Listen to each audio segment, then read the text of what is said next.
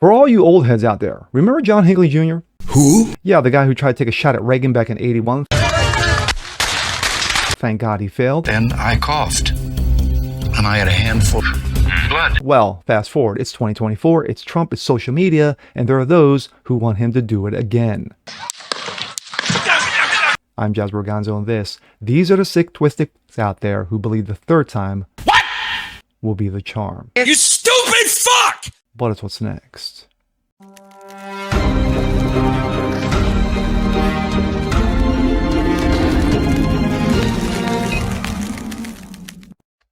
What's up, everyone? Jazz Borganzo, what's next? Your daily dose, common sense, facts, and salt. Hope you guys are feeling good today. Of course, it's Monday. It's a new day, new week, and new bullshit. Well, feeling pretty good over the weekend. You know, my Eagles went down to Dallas and squashed the Cowgirls. So, everything's fine, right? No, not if you live in social media land. If you live in social media land, you have the good, the bad, and the sick and twisted motherfuckers out there.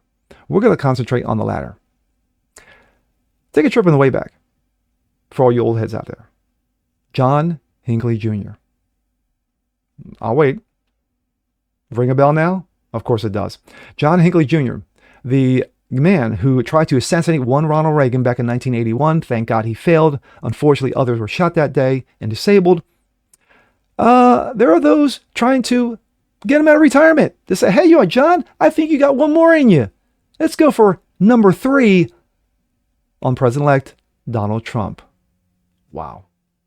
And here we go. This comes out of Breitbart. Failed Reagan assassin John Hinckley Jr. on request to assassinate one Donald Trump. I'm a man of peace now. That's him now. John Hinckley Jr., the failed assassin who shot former President Ronald Reagan back in 1981, responded to a request to assassinate President-elect Donald Trump by stating that he's a man of peace now. I'm a man of peace now, Hinckley wrote on a post on X. Please stop with all the negative comments. Hinckley's post come months after Trump survived not just one, but 2 assassination attempts. July 13th, 2024, Butler, PA. Thomas Matthew Crooks opened fire at a rooftop a nearby building where he had direct line of sight of Donald Trump. Trump ended up being shot in the upper part of his right ear. Thank God. He survived. Months later, September 15th, 2024. Trump survived a second assassination attempt after Ryan Wesley Routh was caught hiding in the bushes near Trump International Golf Course, just hundreds of yards away from the former president. Routh was caught with an AK-style rifle, scope, backpacks, and a GoPro camera. Breitbart News' Nick Gilbertson reported that Hinckley was set to be released from court supervision in June of 22. Hinckley shot Reagan, former White House press secretary James Brady, as well as a police officer and a Secret Service agent back in 1981. Breitbart News' Bob Price previously reported that Reagan had left the Washington Hilton after making a speech, and right before he had made it to his presidential limousine, Hinckley opened fire. We take a trip in the way back, March 81.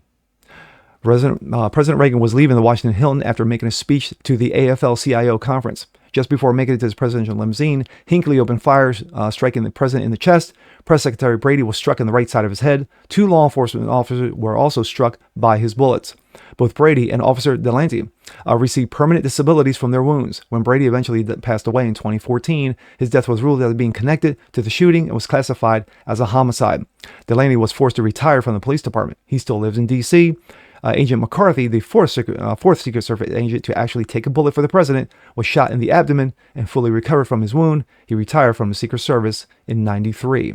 Hinckley's trial ended with a not guilty verdict by reason of insanity. In 2016, Hinckley was released from a mental hospital. In response to Hinckley's release from the mental hospital, Donald Trump stated he should have never been freed at all. If anyone has paid any attention over this last week,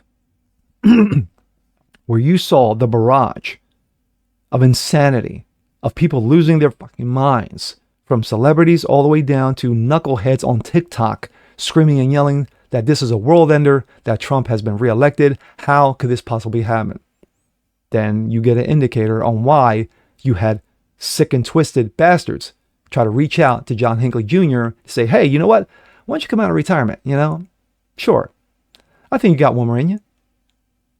That's the world we live in. That's the sick and twisted world that we live in right now. And thank God that Hinckley's like, you know what? Y'all need to leave me alone. I've been through enough of this shit. I still am, and I will live through this shit for the rest of my life. Me, the man should have been serving life in prison. Sorry. Insanity or no insanity, you pull the trigger.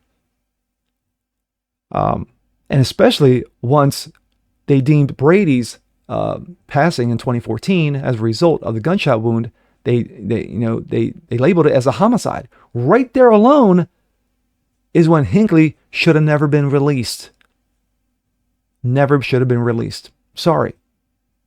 Not sorry. But for these assholes to try to say, hey, you know what? I think the third time's going to be the charm. Unfucking real. Pardon my language. But, wow. And with that being said, I'm Jazz Borganzo. This is What's Next. Want to see more like this? Please leave a comment below. Like it, share, subscribe to it. Hit that notification bell so you guys never miss a thing. Continue to spread the word about the show. Appreciate you guys watching as always. And we'll see you on the next one. Peace.